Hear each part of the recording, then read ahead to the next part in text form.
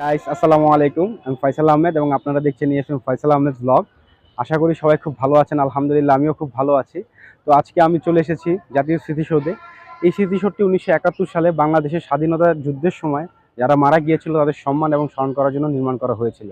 তো গাইস আজকে আমি আপনাদেরকে এই জাতীয় স্মৃতিসৌধ এবং জাতীয় স্মৃতিসৌধের আশেপাশে এরিয়া দেখানোর চেষ্টা করব।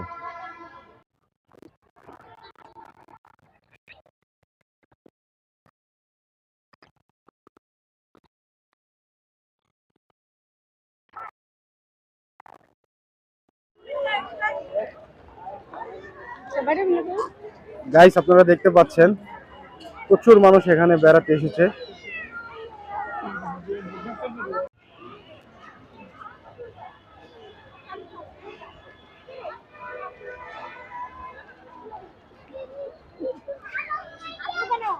গাইস আপনারা ঠিক আমার পিছনে দেখতে পাচ্ছেন জাতীয় স্মৃতিসৌধের উন্মুক্ত মঞ্চ। এখানে 26শে মার্চ এবং 16ই ডিসেম্বর এই দিনগুলোতে বিভিন্ন ধরনের প্রোগ্রাম হয়ে থাকে। আপনারা দেখতে পাচ্ছেন গাইস পুরো স্মৃতিসৌধের চারপাশে প্রচুর গাছ রয়েছে এবং পরিবেশটা অত্যন্ত সুন্দর।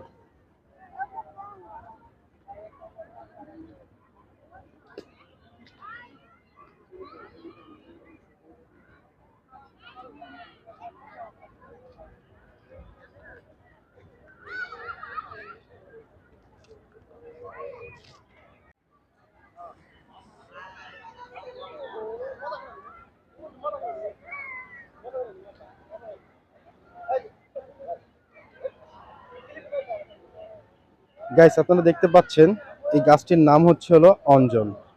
এটি থাইল্যান্ডের মহামান্য যুবরাজ মহাবাজি রালংকর্ন রোপণ করেছিলেন 1992 সালের জানুয়ারি মাসের 17 তারিখে। গাইস আপনারা দেখতে পাচ্ছেন স্মৃতিসৌধের এখানে একটি লেক রয়েছে এবং ঠিক লেকের ওই পাড়টাতে ওই পাশে কিছু খাবারের দোকান রয়েছে। তো আমরা এখন ওই পাশে যাব। স্মৃতিসৌধের মধ্যে অবস্থিত লেকের চারপাশের পরিবেশটাও অত্যন্ত সুন্দর। এই বিল্ডিং তো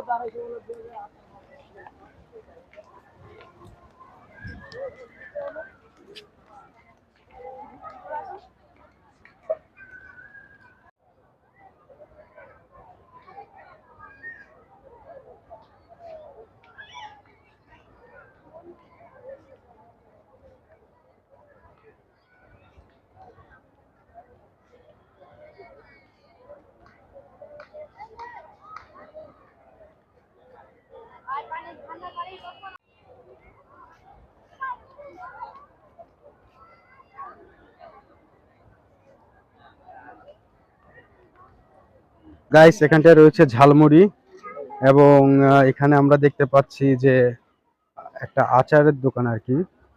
হ্যাঁ এটা হচ্ছিল পেয়ারা আম এগুলো। এবং এখানটায় রয়েছে আপনার হচ্ছিল ভেলপুরি, ভেলপুরির দোকান, শরবত। ঠিক আছে, তো এই টাইপের খাবার আর কি এখানটায় রয়েছে। এবং ওখানটায় একটা দোকানে দেখতে পাচ্ছি, দেখা যাচ্ছে যে আপনার ফুচকার দোকান।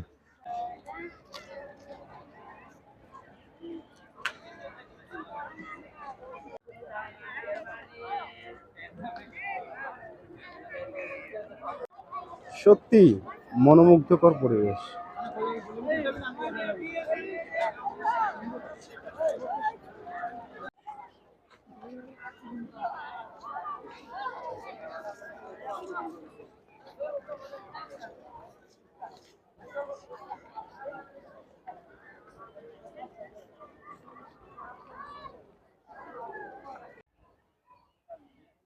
গাইস ঠিক আমার পিছনেই দেখতে পাচ্ছেন জাতীয় স্মৃতিসৌধ।